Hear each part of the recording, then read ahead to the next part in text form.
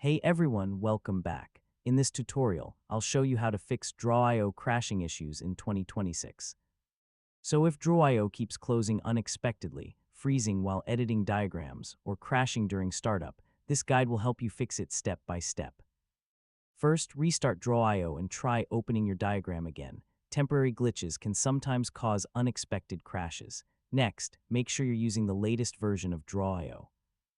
Updates often include bug fixes and stability improvements that resolve crashing problems. Now check your browser if you're using the web version.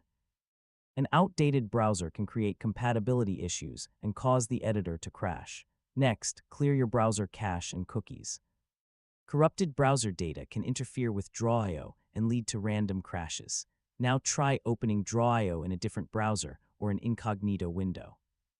This helps identify whether the issue is related to browser settings or extensions. Next, disable browser extensions temporarily. Some extensions can conflict with Draw.io and affect performance.